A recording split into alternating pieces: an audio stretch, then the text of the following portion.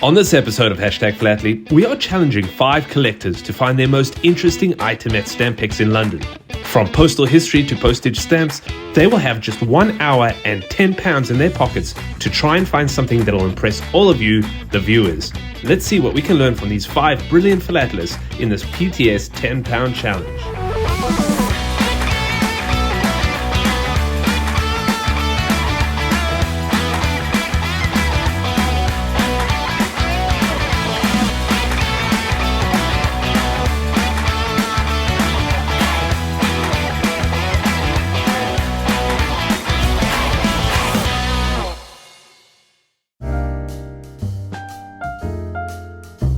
Each year, thousands of stamp collectors make their way to Islington in the north of London for Stampex, a yearly stamp show that has a lot to offer for the postal historian and philatelist. This year, I teamed up with the organizers of Stampex, the Philatelic Traders Society, to have a bit of fun with 5 collectors in a simple challenge. Find something interesting and tell us about it. Each contestant was given £10 to spend before Isabel sent these competitive collectors on their way. Contestants, you have exactly 1 hour and your time starts now.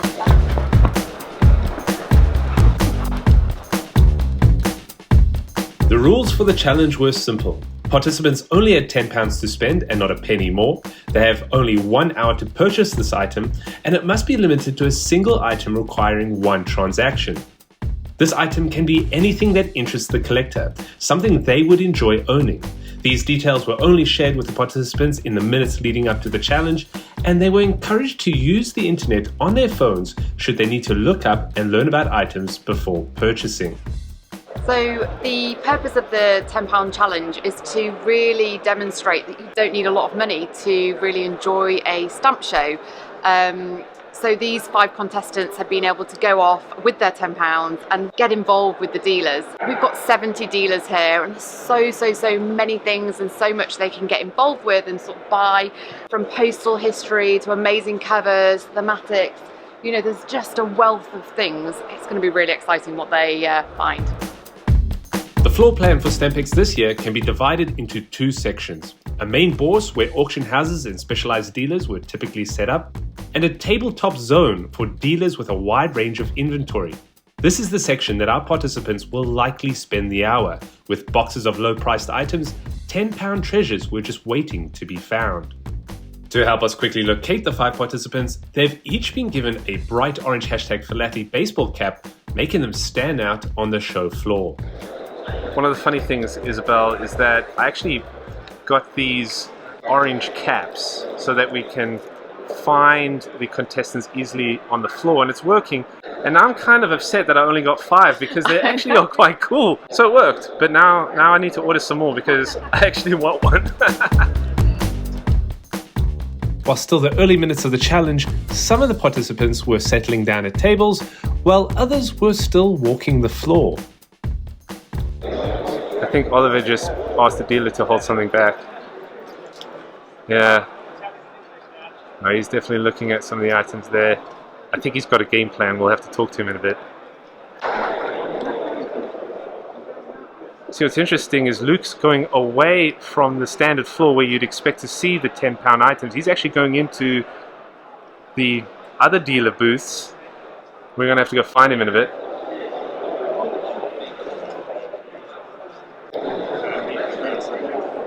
Where's Hassan? Hassan, okay, he's getting comfortable at this table. I think he's taking a look around. Hassan was at the Stephen T. Taylor table, a dealer of USA postal history and covers, and was about to walk into an issue that we didn't factor into this challenge. No, are you with Beck? Yeah. It's free. Part of it. No. It's on the house. It's a contest. That's right. As dealers were finding out about the challenge, they were more than eager to help the participants and even provide items for free. This £2 cover that was on the house from Stephen T. Taylor would not count for this challenge, but made us wonder if the others would leverage their orange caps to work in their favor. Sorry, Hassan, keep looking. At this point of the challenge, the tabletop section was alive with our participants sitting down and looking through boxes of items. The daughter and mother team, Leah and Raina, were looking at first aid covers as a potential purchase for the challenge. First aid covers would have a lot to offer collectors of any interest, and would typically place well within today's £10 budget. Luke, on the other hand, was deep inside the main bourse, finding himself at Bill Barrel's booth. A familiar face on the Exploring Stamps channel, Bill was enticing Luke with college stamps that fell into the £10 range. In the 1870s and the 1880s. And some of them are pretty cheap, but it's a very good story. So if you want to me what is an interesting stamp and priced under £10, I would say, okay, Keble College, Oxford, £6.50. Hertford College, one of their postage stamps for £10, and St John's College, Oxford, one of their stamps for £7.50. By now, Oliver had also wandered into the main bourse area, spreading the participants across the entire show floor and ultimately making things difficult for the camera crew. Last one. Last one? Uh-oh. By this time, Hassan and Dan seemed to have settled into a booth with a wide variety of covers, and even took time to socialize during this challenge. With the halfway point approaching, Isabel and I took to higher ground for a clearer view of all our participants. Isabel, have you ever actually sat down and sifted through the boxes of covers and postcards and looked for anything before? Oh, yeah, I mean, it's one of my favourite things to do actually, just like chatting, sitting there, trawling through the postcards or first day covers. It is really, really brilliant. Unfortunately, at this show, Graham, I have been slightly busy, so I haven't had a chance to sit down at all because I've been running around with you filming 7 videos. Right. But it has been very, very cool. And obviously all these are PTS members as well, and one of the great things about our PTS members is that they are, you know, super helpful. If you are hunting for something specific, they will definitely be there to help, and you can ask them any questions, and it is, you know, a really great space to come and start and build your collection. Absolutely. Yeah, the PTS dealers are extremely helpful when you're looking for certain items. They can, or just even just chat. Sometimes I just find myself chatting to them and having a good time. But this is probably a good opportunity to insert that PTS partnership card here. Yeah, definitely. All right, we'll insert it right now. This video was made in partnership with the Philatelic Traders Society, the PTS, a society protecting the philatelic trade since 1929, in which its reputation for honesty, integrity, and professionalism spans the globe. Collectors purchasing from dealers must look for the PTS shield to make sure their purchases come from a reputable PTS dealer. To learn more and look through the dealer directory, or even apply to have your stamp store join the PTS, go to thepts.net.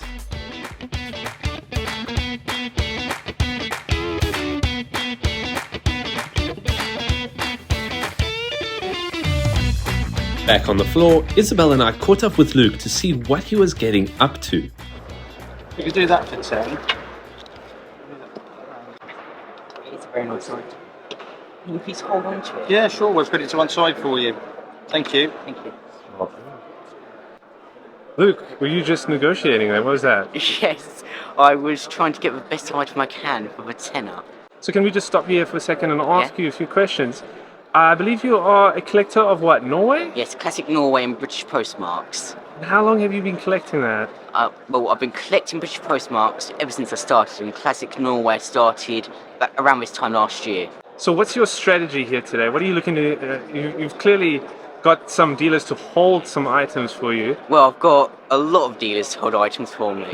So what I'm doing is I'm going to every dealer I can, and I'm trying to get the best item I can for £10 to be holded on to.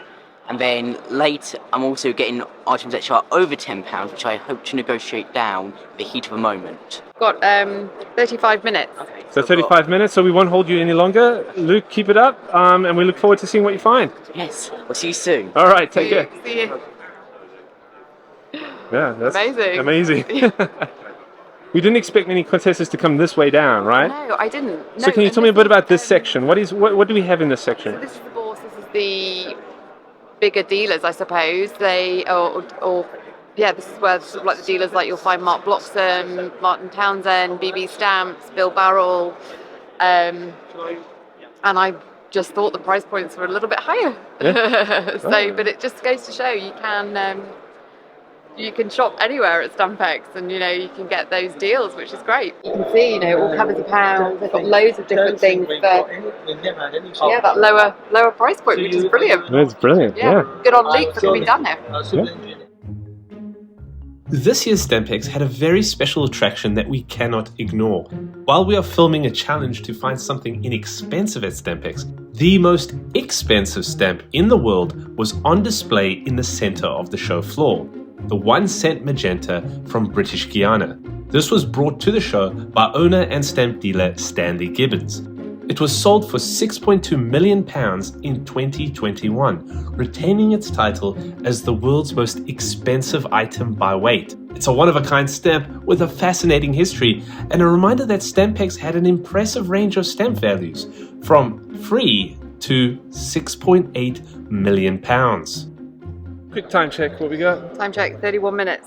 31 minutes, so Yeah. we're at the halfway point. Yeah, I lost we went that way. Dan. Where did Dan go? Oh, there he is. Let's go talk to him. Hey Dan, don't stop Hi. looking for me. Just a few quick questions. Yeah, sure. So, what exactly do you collect? I collect mainly stuff from Belgium and the Netherlands, from like the beginning till now, and pre-stamp railway covers. Alright, how long have you collected that? I think for about three and a half years, 3.5 years? something like that. So do you have a strategy for today's contest? I'm just looking mainly for interesting postmarks. That is a good dimension. Of course, you've been to a few tables now, right? Yeah, that's right. Have you got anything on hold? Yeah, I do one thing, Oh, which was exactly £10. So, Oh, what's on hold? it's a cover from Germany, sent to like near Paris, with like a railway cancellation that it went on the train. So that's like my topic of interest. So I put that on hold. Pretty sure that's the item I'm gonna buy, but I'm just looking, maybe I can find something more. Oh, terrific. So you got something in the bag just in case, but you have another 30 or so minutes? Yeah, I think it's what, 28? 28, so 27 minutes, so you've still got time, and we'll leave you to it. Thank you. All right, thanks Dan, keep it up. Leah and Mom Raina were pursuing an idea that I hadn't thought of. At the Stamp Active area, for just £1, you could select 12 stamps on paper from the inflatable pool. Leah and Raina were seeing if they could put together a complete set of stamps, which, purchased under one transaction, would indeed be a single item to present for the challenge, and would leave them with £9 extra to take home or spend as they wish. But now I thought it was time to catch up with Oliver, who was sorting through boxes of collections. Oliver, keep sorting through there. You don't have to, I don't want to interrupt, but tell me, what exactly do you collect? Okay, so I normally collect GB, particularly postmarks, Queen Victoria, kind of King Edward VII postmarks in particular. But really I'm interested in anything that's got a nice story to it, so anything like a cover that just seems interesting in some way. So yeah, that gives me a bit of a brief, kind of large remit to work with for today's challenge. Yeah. Although if anything, there's sometimes a bit too much choice. Well, we're getting there though. We're getting there. Okay, I see we've been to at least 7 or 8 tables now. So Yeah. what's your strategy? Okay, first of all, speed. I think sometimes you just got to go in and see, is this anything that I'm interested in? And I think if you don't see anything in the first 30 seconds or so, you just got to move on for this challenge. Okay. And also, I have been using the cap to help me. I have been saying about the challenge and I'm relying on some goodwill there. And yeah, we'll see if that pays off as well. Terrific. I don't want to hold you up, so you keep going at it. I'm looking forward to seeing what you find. Thank you.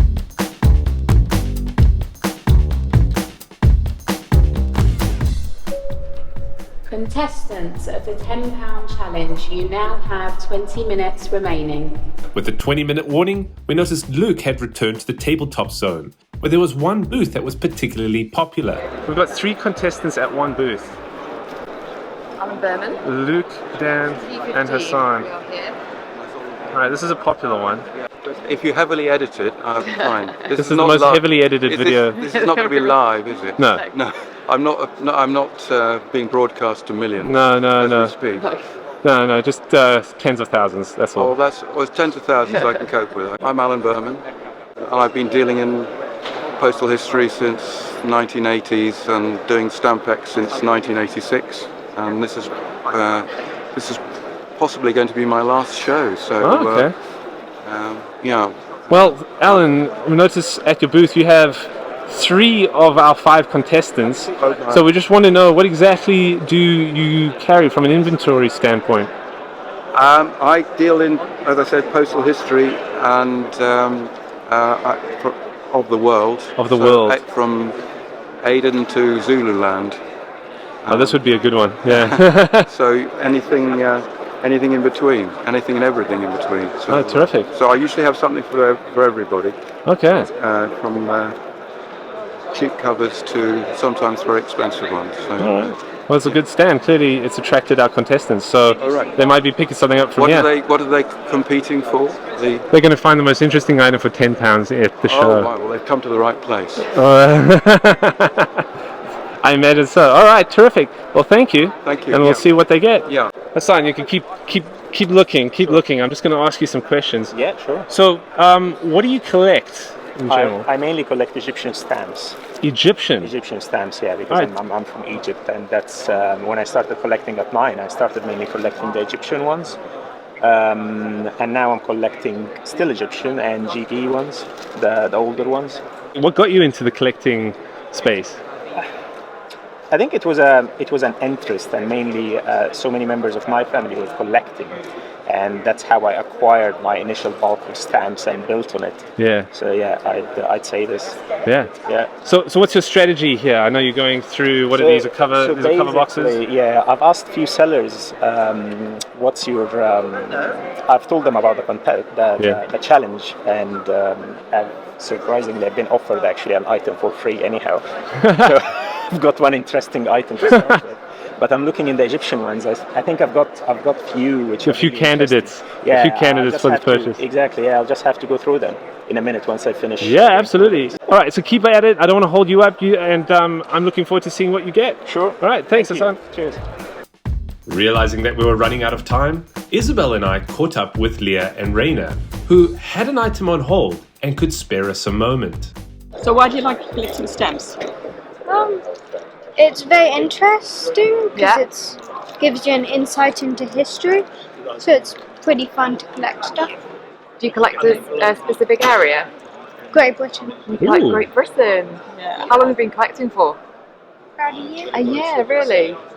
Amazing. So what's cool in your collection at home that you've got? Her collection is in my bag. Is it really? Well, not her whole collection. Not my whole collection, but most of it. Oh wow! Do you want to show us? I know we're eating into your time, but I feel like if you've got something on hold, we'll have a quick look. Leah then dazzled us with what might be one of the most organized and neat stockbook collections that I had seen in a while. Her growing GB collection was being added to while they were at Stampex.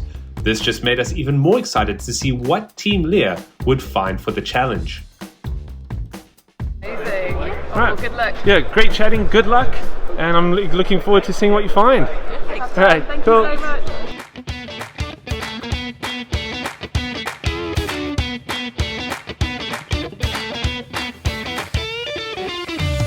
So very different strategies, right? Such So a Luke went the different whole floor, and Hassan's just Luke found a spot yeah. and thought, let me go through every single cover I can find here.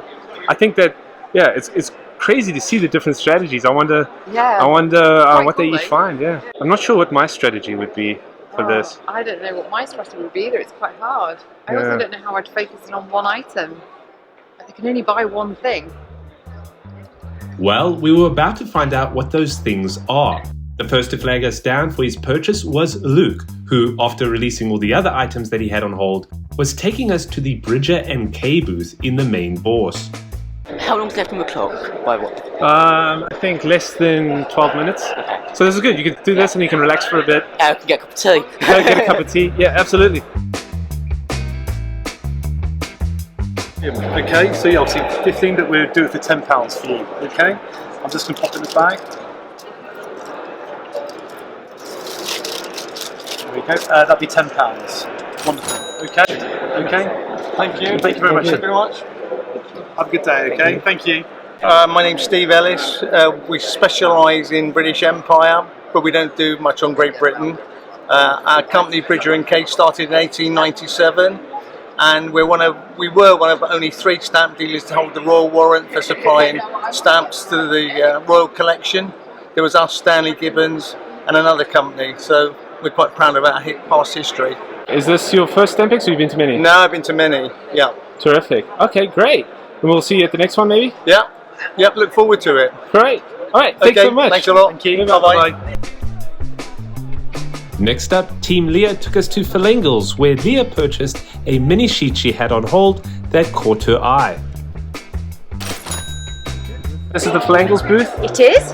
Okay, and what exactly do you guys specialise in? We tend to do auctions more worldwide, postal history, collections, all sorts. How long has Philangles been in business? Since 1990.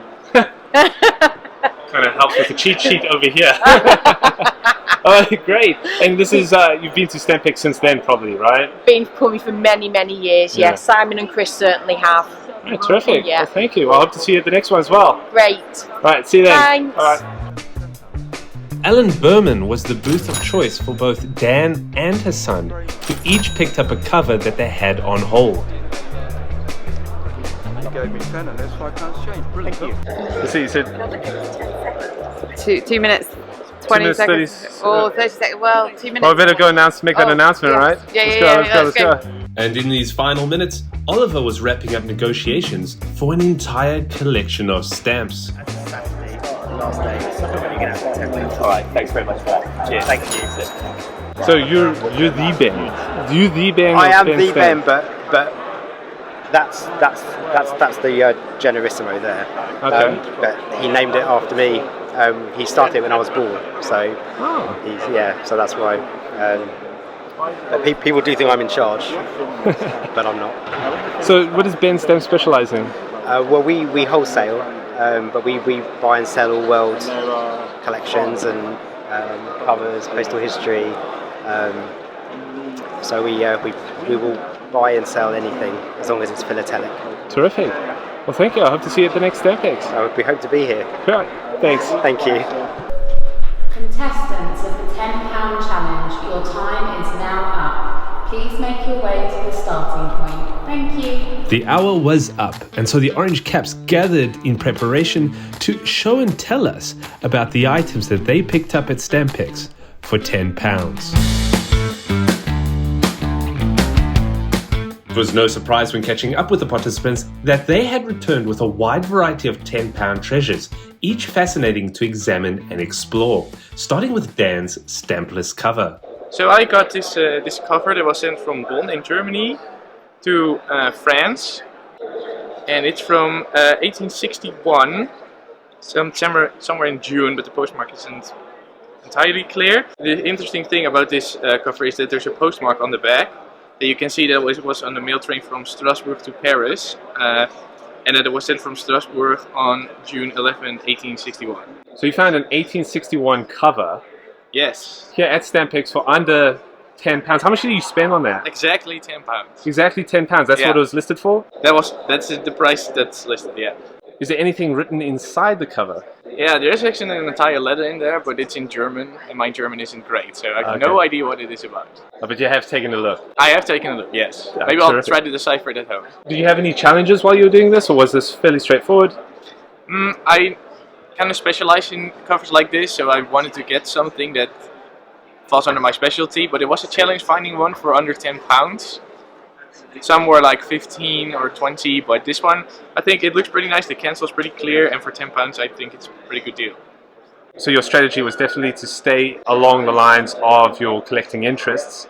I think it worked out well. It looks like a fantastic cover, and now it's part of your own collection, as well as the hat. Yeah. So thank you so much, Dan, for participating. Yes, you're welcome. It was a pleasure. 19th century stampless covers typically don't fall into the £10 range.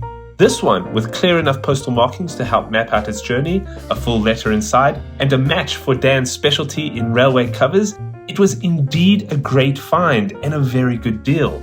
Well done, Dan. Now, from a stampless cover to a stamped mini sheet, Team Leah also found an item that matches her interest. I really like this stamp because it's something that is very well known with Britain. It also shows the advancement of technology over the years. Oh, right. So this is a mini sheet, right? Yeah. This is a mini sheet of, let's say, 2, 4, 5 stamps. And it shows that, like you said, the progress of buses. Yeah. Classic British double-deckers. So that's super appropriate, right? Stampex is taking place in London. And, of course, the double-decker buses are a popular sight. When were these stamps issued? Can we see? Let's see. This is in 2001. Yeah. So it's a set of 2001 stamps that have been cancelled as well, which is really cool. So this is a neat item. Why buses? Do you like buses in particular? I think they're very beautiful. I think they have really good design. I think there's something really British, which is fitting. And I think they're just quite interesting how they've evolved. These first-class stamps were issued 150 years after the first double-deckers in the UK and display 18 motor double-decker buses on 5 stamps that, when placed side by side, create a continuous image portraying the progress of the motor double-decker in the UK. Leah's mini sheet was cancelled on its first day of issue on the 15th of May 2001. Did you tell them that you were part of the challenge? Yeah, we did. They looked for some stamps that we might be interested in, but Leah saw the buses and really loved the buses. Well, this is now part of your collection. Of course, you get to keep it, and you get to keep the bright orange hat as well. So thank you for taking part. Thank you. It's super fun. This mini sheet will make a wonderful addition to Leah's growing GB collection and only costs £2, making it the lowest price item from our 5 participants. Well, except for Hassan's bonus free item. So my strategy is I actually initially I was asked what are we doing, so I told them about the challenge and so on, and then I think it was Stephen here who have recommended some of his interesting items, and he managed to give me this for free. I think it's interesting because it was initially sent from the States to an address in Surrey, and then I'm not entirely sure was it reused again to be sent to someone in London, or it was rejected initially and then resent, because as you can see here, it says foreign airmail has to be fully prepaid, and it was supposed to be an airmail 1. So I'm not entirely sure. Maybe it was initially sent to Surrey, received, and then resent again. A little bit of a mystery So, there. Yeah, but it's quite interesting. It has got both American and GB stamps on top, and both of them are stamped.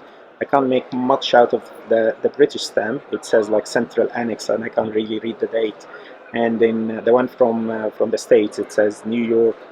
I can't see the year, to be fair. It says the 7th of February. So this is the first one. Just on its own, if this was a £10 challenge and you bought that for £10, that would be a really good item. Yeah. And you got it for free. So it's just incredible. That was just an extra little bonus there, right? Yeah, I'd say so. Great. So that's the first item. Thank you. Let's move on to the second one.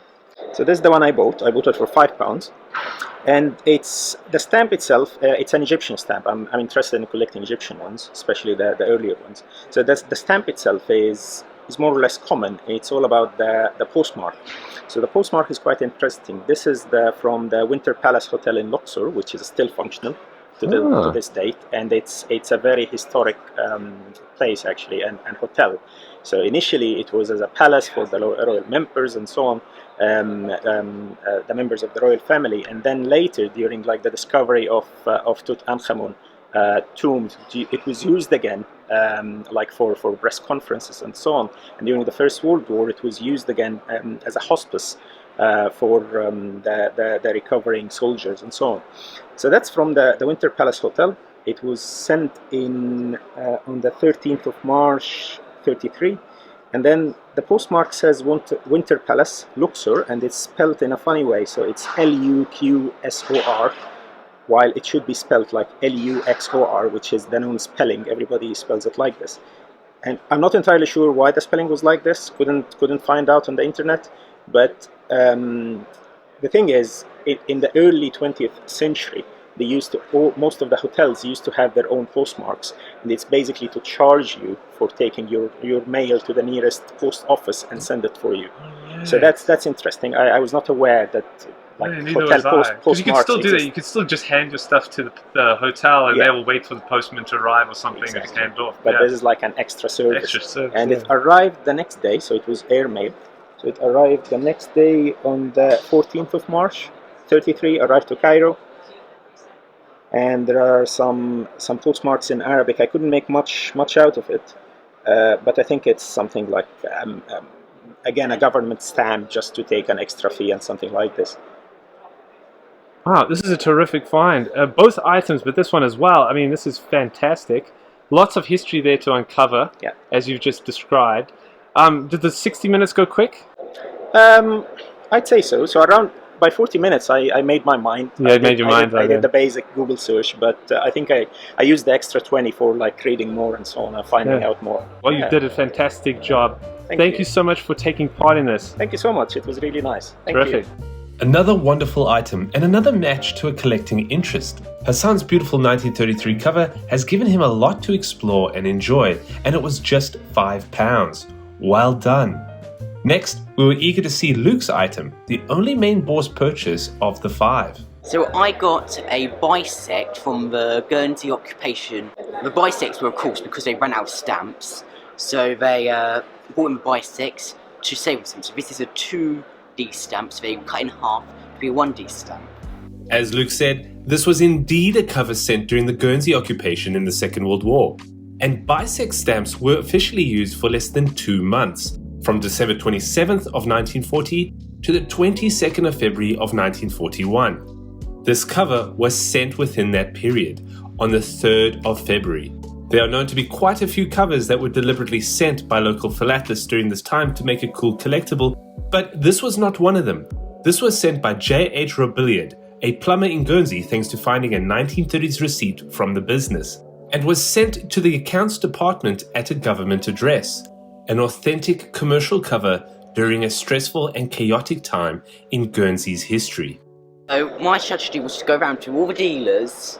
I started off with the expensive bit, and then I went on to the cheaper bit, and I did end up buying some from the more expensive Stampex, because in the expensive bit they know more about the stamps they're selling, so you can find out more about the stamp when you're just talking to them. Well done, and this is a fantastic cover. Again, that's part of your collection now. Thank you. Thank you so much for taking part. Yes. Oh, and don't forget my tea I got for free. Oh, you negotiated a tea for Yes. free. Yeah. Quite a bargain hunter you are. Yeah. Well, it's part of the fun in philately, isn't it? The Yeah. negotiation. Absolutely. And I think it's good that any viewers watching that haven't been to a stamp show need to realize that you can absolutely talk to the dealer, let them know your interests and what your budget is, and they can help you as you go. Well, thank you very much, Luke. No, thank you. What an incredible find. At this point, I didn't think I could be any more impressed with what our participants had picked up during the hour. And then Oliver came to show and tell us about an entire collection that he bought. All right, this isn't a cover or a stamp. This is a big thing. What do we got here, Oliver? Okay, so I guess we can call this a collection. It's I haven't counted exactly, but I reckon it's just under 20 or so pages. And it's Denmark. It goes from the early 1850s all the way up to the early 1960s. So we're talking about 110 years of philately here. I'll be honest, I don't collect Denmark normally. I have stamps from around the world. But when I saw this, I just thought it just looked like something that could teach me a lot. There's a lot to get into in here. I do collect postmarks, and there are quite a lot of different postmarks here. Actually, Luke was just saying that he reckons some of them might be from Norway. He's the expert, so I guess there's something to look at there, more to unravel, which is, again, quite interesting. But the main thing for me that stood out is this first one, which is just here, the kind of square-looking imperforate stamp. When I saw it, I thought, okay, that looks old. So I looked at one of the free online catalogues on my phone for Danish stamps. And this is a design of one of the very first Danish stamps. And actually, whoever's had this collection beforehand has labelled it as 2 or 4 or 4B, 5 or 6. In other words, they weren't quite sure. I'm guessing these might be Scott numbers, but they weren't sure exactly what it was of that design. And so that's quite nice for me that I guess take this home and I can really get out my magnifying glass and really try and decide for myself where it comes from. It's definitely early 1850s, but it could be 1851 all the way up to, maybe sort of 54.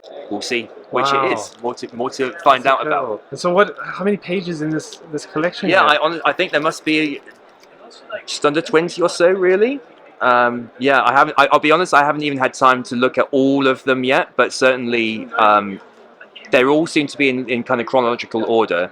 So again, it'll be interesting to see where the stamps I currently have of Denmark, just from getting around the place, kind of fit into this, and if they fill any gaps, or if there's some of these filling gaps in my existing collection. Yeah, a lot to learn about Danish philately, I guess. Now is that a £30 label there? Yeah. So how much was this that you ended up spending? I paid £10. £10. You had to negotiate it? Yeah. So I think things that helped here is that, first of all, it's a Saturday. And so it's the end, and I think a lot of the dealers, especially the kind of dealers on this side, who've got like big collections of things to take over, they then have to put that back in the van at the end of the day. So they often say, and every time I've come to Stampex on Saturday, they often say, like, we'll kind of give you a special deal. A lot of people are offering even like up to 50% off on collections. So that's really helped coming today to be able to get it for this price. And then again, just kind of being able to haggle a little bit. Love it. You can only try, right? And so it kind of paid off on this occasion. So yeah, I'm really happy with getting it for this amount of this number of stamps for £10. I think it's perfect. Yeah, a lot of fun to be had. Thank you. Well, thank you for participating, and this is now part of your collection. I hope you enjoy it, as well as the bright orange hat. And you can wear it with your friends because you'll look really cool. But yeah, Oliver, I've had you on the channel before. This is the second time. This has been absolutely excellent. Thank you so much for participating. Thank you very much. Terrific. And there we have it, our 5 participants with such a variety of finds, all for £10 or less. So who is the winner of this challenge? Really, everyone is, but it's up to you. Tell us in the comments which items and challenge participants you were most impressed with, and what would your strategy have been for this challenge. Special thanks to the participants for taking part in this fun Stampex adventure, and links to each of the dealers that were shown, as well as the PTS and other information from this episode, is in the video description below. So check them out. As always, thank you for watching and happy exploring.